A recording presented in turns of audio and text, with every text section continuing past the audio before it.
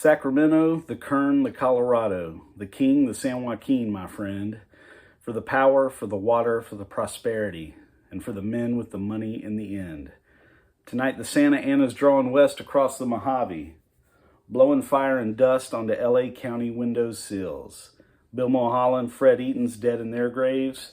The Queen of Angels, she remains thirsty still. Welcome back to Hillbilly Pillars. For this episode, I'm looking to go deep on the monstrous Tracks 2 Bruce Springsteen box set, featuring 7 previously unreleased Springsteen albums. I've really been enjoying following and watching another channel, Lost Mixtapes, and his rundown of this box set. I've been really curious about what other people have thought about this release, and seeing him go through his considerations has inspired me to do a video. It's given me a lot to think about. So this is kind of that. Like I said, I think it might be a pretty long one, so hang in there with me if you want to. I got some stuff typed up. So for me, I just wanted to have a brief history of my Springsteen fandom, so it kind of sets the table for my anticipation of this release. When I was 16, Bruce was everything. I'm 50 years old, so that would make me 16 around 1991. To give you a timeline, it's after the Born in the USA and Tunnel of Love and kind of his monster popularity period. I can see myself and my brother's hand-me-down 77 Camaro taking the back road out to the west end of the beach where I worked with Badlands on, just as loud as the stereo would go. I had one of those CD Walkmans. I'm dating myself here. I bought a mount that it actually sat on, and it had little springs so it wouldn't skip. I mean, it still skipped, but it wouldn't skip all the time. So, and then a little tape adapter. So the tape adapter would go into the cassette player. This would sit there, powered through the cigarette lighter power thing. And that's how I ingested my Springsteen CDs back in the day. In that time, each new Springsteen release was like an event. And I followed that all the way through to what I guess would be the Seeger sessions. And then the nature of Bruce's career, which I'm about to talk about, that kind of fell by the wayside. I still would listen to all his new stuff, but after that Seeger Sessions album, they weren't events for me anymore. It was just, oh, Bruce got a new album out. I'll have to check that out. And I think as I've thought a lot about that, where I got kind of lost in the shuffle with Bruce was that I felt like he became hyper aware, and he's talked about this, of his relationship to his audience and this nature of him being Bruce Springsteen, and how he wanted to keep that strain and that conversation going with his audience.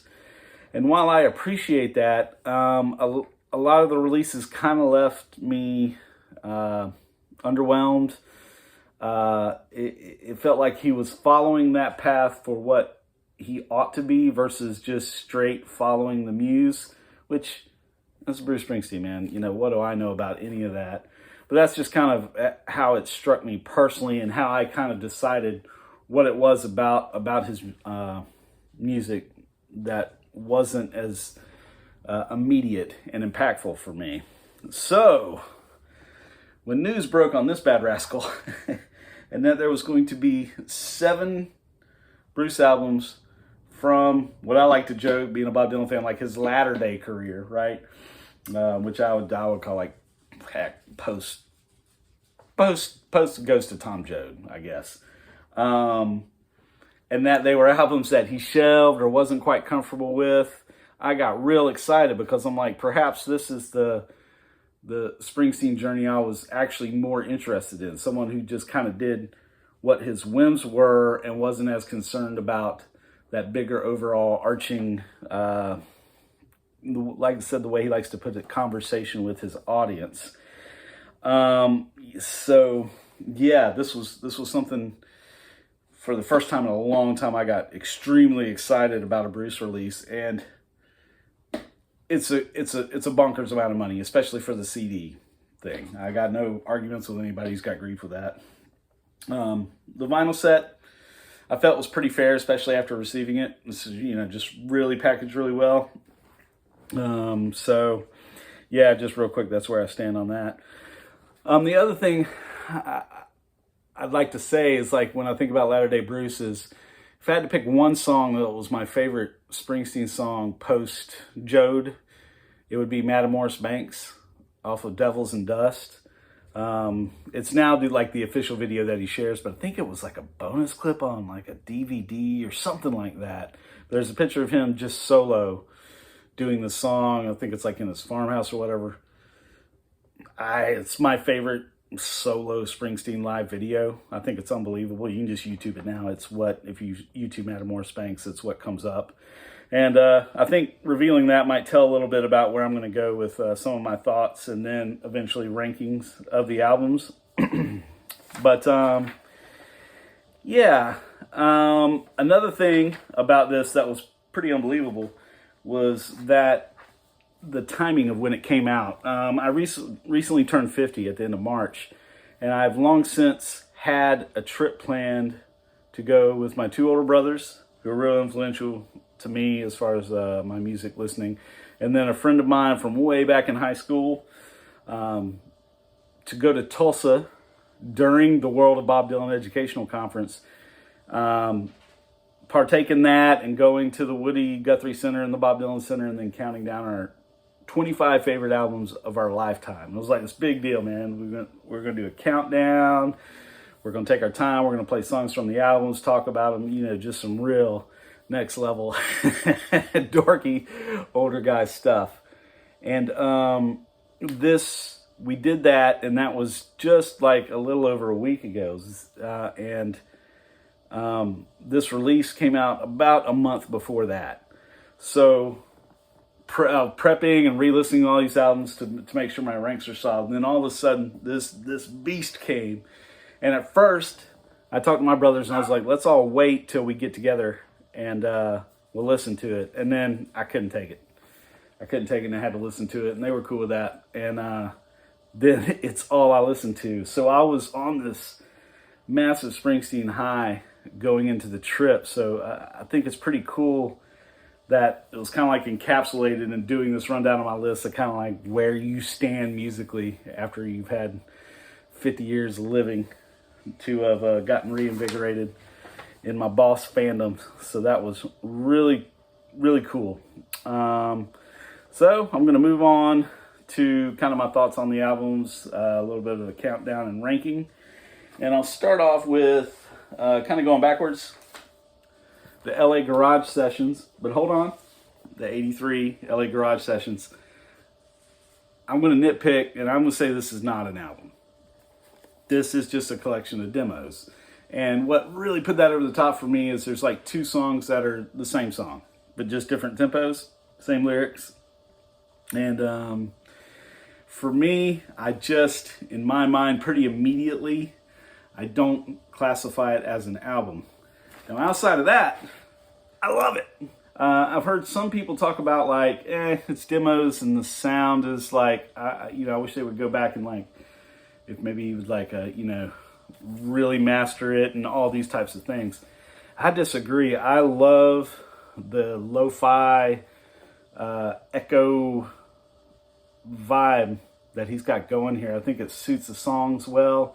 It's kind of like Nebraska in that it gives it a haunted kind of feeling, and to me it just works. I'm getting to a point now where the songs that are just on this, I couldn't imagine hearing another way, because it's like they're becoming endearing to me. So yeah, I'm going to start out with the LA Garage Sessions.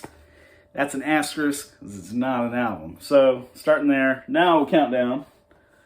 And so we're at 6, whatever that means, from a 7 album release. Unbelievable. I've got Perfect World. Some people would argue kind of the same, that you could argue is not an album, that it's a collection of songs over, not a set period of time put together. And to me, this is like a perfect representation of me being challenged by some of his latter day career, and that like him being concerned about the way he thinks he ought to sound for like a big rock and roll thing. I think that that's reflected in these recordings. I like some of the songs. I mean, it's Bruce. And once again, on a level, I'm glad I have it. It's good, but it's that same thing. Another thing I was reminded of when I was talking about Devils and Dust, man, I really love that record. Like I said, the Madame Morris Bank song in particular, but that one is also, I think, a prime example of this, where that title track felt kind of, like ramrodded into into the front of the album as like, okay, this is my statement kind of Brucey song, kind of like The Ghost of Tom Joad was, even though I felt like that just worked with the album as a table setter. But so this to me kind of keeps that energy of like, well, this is what big rock Springsteen ought to sound like to his audience. And so, yeah, we'll get that one. So now we're going to come up next. Twilight Hours. I like, but I think it's a little, for me, bloated. It was narrowed down because some of the songs are pretty lengthy, and the nature of the music, the lengthiness of the songs are kind of drawn out and kind of be very similar, which can be very enticing. But I think to this, it just plays too long.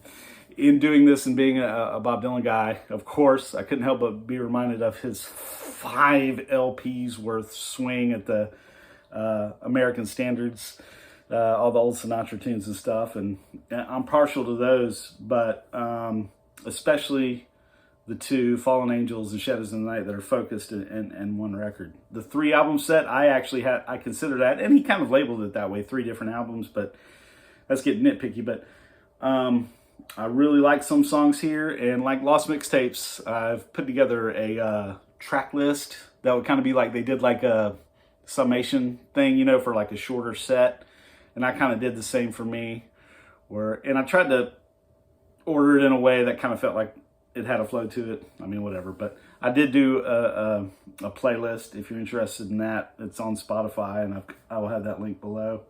And another good idea by Lost Mixtapes. But yeah, so I've got Twilight Hours. I think the approach is cool, and once again, just going back to him just following his own path, I love that he was trying something. And to me, this does stand out distinctly from Western Stars, which I really like. It's probably my favorite Latter Day Boss album, because it really, once again, if anything, he's trying a thing. And I really appreciate that. And so, yeah, got Twilight Hours.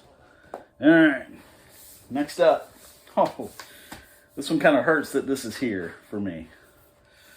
But being a country channel, somewhere north of Nashville, obviously, coming into this set, I was very stoked and had some historical knowledge that there was this country album that Bruce had done, like a country flavored record. And obviously I was very excited about that. There's a lot of that root in his lyrical style. He talks about that on the Darkness, Making of the Darkness on the Edge of Town album documentary, about he really got into Hank Williams, and like that country music really informed his idea of adult living and how important that was. But here's the thing. There are some really standout tracks on this for me. But the 3 insert person, man, upbeat, rollicky man songs, they just weigh it down. And I'm approaching these as albums once again, like, okay, they put some thought into this, and they arranged these in a certain way and did all of that. And to have all 3, Repo Man, Delivery Man, and Detail Man, all on the album, and on the same side, I think they're on the same side. I don't know. Detail Man might start side 2. I don't know. But anyway, it weighs it down, and to me, it's just so hard to get past it, and was so disappointing. I would retrack this and just include 1, which to me would probably be, I don't know, maybe Detail Man. Maybe 2 if you pace them out well on the album. That's my nitpicking. That's part of the weighs it down. But the feel and the vibe, it's kind of got like a Charlie Rich type of thing on Blue Highway. You're Gonna Miss Me When I'm Gone. Under a Big Sky. His cover of Poor Side of Town. Those are all fantastic. I really like Tiger Rose too. And I will say, for my taste, this is now my go-to version of the title track. I do prefer this one than the one on Western Stars. So, Somewhere North of Nashville, really like it, but the insert person man songs, they weigh it down for me. All right, now we're getting to the big dogs. Streets of Philadelphia Sessions. And oh, brother, am I with the Lost mixtapes on this one. Give this thing a title. Like, come on. Like, I mean, that's what these were, but like, just pick any of the track titles would be better. I'm actually going to take some time to think about this. I love he's like, boss says, Springsteen community just needs to decide on a title and just start calling it that. Because the Streets of Philadelphia Sessions is just dumb. Okay, outside of the lazy title, this is so cool. Real vibes record. I kind of laughed to myself when if you're familiar with Tunnel of Love and Bill Horton, The Cautious Man, it's like The Cautious Man got a drum loop machine and a synthesizer and made an album. It's haunted in that way that Streets of Philadelphia is. It's got that romantic relationship paranoia, I think, for lack of a better term, that kind of hangs over a lot of the tracks. There's a lot of like just beyond the tree line doom that kind of looms over the songs. It's just a really cool sounding record. And yeah, this is really exciting. And once again, a real highlight of considering what Bruce's career might have looked like if he would have just went straight chase the muse versus the way he went. So really like it, really cool. And that leaves 2. Faithless, the soundtrack to a Western that has never gotten made. Love it, love it, love it, love it. To me, this is the essential idea of Bruce just, kind of like a late career Neil. He just did a thing. He just did a thing. I mean, I think from what I remember reading about it in the great packaging with it is that, it's done in a couple of weeks. And I think when the years go by and as a fan, I start considering all these works alongside the rest of his discography, his individual albums. This is going to be such a precious addition because it's such a outlier and a really cool outlier. Being the nature of a soundtrack, even outside of that, it really just pieces together really well. Once again, I'll go back to the Bob Well on the reference and like kind of same for Pat Garrett and Billy the Kid. Now, this doesn't have Knocking on Heaven's Door in it, but Bob's Bob. But that record is such a outlier in his stuff, with the instrumentals and like, it's just really a cool thing. And I couldn't imagine Bob's discography now without it. So I'm really excited that I believe that this is going to be the same, where I'm just like, man, I can't imagine like considering the totality of Bruce's career to not have this. I love All God's Children. Where You Going, Where You From? Just a really, really awesome song. And I think this one might be the most I'm excited to grow on over the years. Just what a cool addition. And then that leaves me with Inyo. Hyperbole time. this was the most impactful first Springsteen listen I've had since The Ghost of Tom Joad. And The Ghost of Tom Joad was like the first album that he released after Human Touch and Lucky Town, when I was an all the way in fan. Immediate excellence and immediate just right for me. Well, once again, calling back to Madam Morris Banks, I was like an oven preheated to love this, and despite that, it is excellent.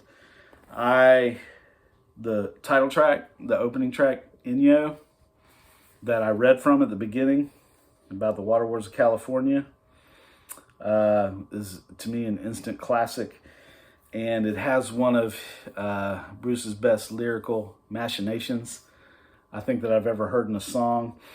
The chorus is just a brief refrain of "Ain't you feeling dry, boys? Ain't you feeling dry?" And through the whole song, it's kind of it's encapsulating the heartache of the story and just the finality of the growth, the growth of California. Is like this was just going to happen. It was inevitable. Ain't you feeling dry? Then in the middle of the song, and the song's narrated by someone who helped build the aqueduct that brought water from the Owens River 200 miles south of Los Angeles.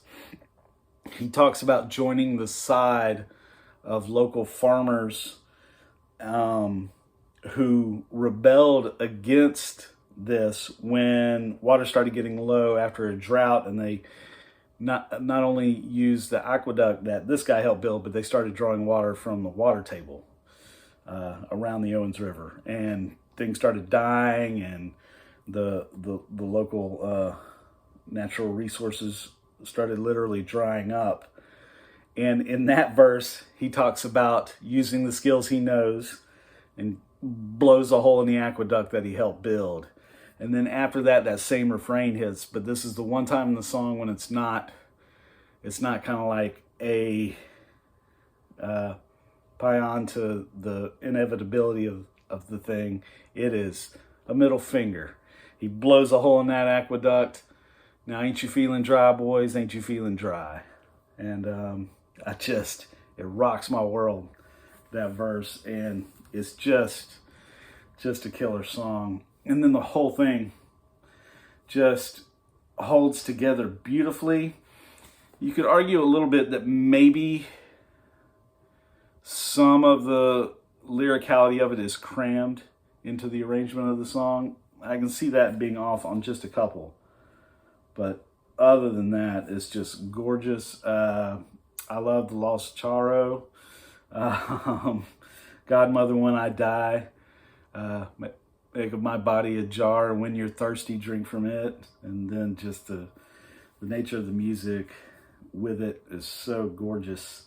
By that time, I get lost in it. And on that, being a vinyl person, this side A of this, instant classics, Bruce side. Inyo, Indian Town, Adelita, the Aztec Dance, and the Lost Char. And then it just continues with this, and then it closes super strong with Ciudad Juarez, this real haunting song about a father who's lost his daughter in the city of Juarez. And then the last track, it's reminiscent to me of Tom Waits and Come On Up to the House. It's When I Build My Beautiful House. And it's simple, but it's gorgeous and succinct. And I find it very moving. On this dark and lonely road, I carry a hammer and a lantern. With this I build, and with this I burn. And so it goes. And I'm kind of left in awe of this album. And it's kind of funny that I'm laughing thinking about it. I just did my 25 favorite albums list of my lifetime. And I count down my brothers, and I'm thinking this might be a rocket ship that shoots way up in there. I love this record. And that's kind of my wrap up of it. I am just blown away by it. I mean, how cool is this? That was one of the things I thought about in my indifference isn't the word, but my lack of being super excited about Latter-day Springsteen releases was like how it felt, kind of like being 18 again with this coming out. I always remember Human Touch, Lucky Town. I'll date myself again. We had the single of the title track, Human Touch, and then Better Days was the release off Lucky Town. But played it till it broke, and man, that was so exciting. And this felt like that, and it is not let down on that. There's so much from this that I know I'm going to carry with me, and man, I am grateful that Tracks 2, The Lost Albums by Bruce Springsteen, is out in the world. Thanks for watching.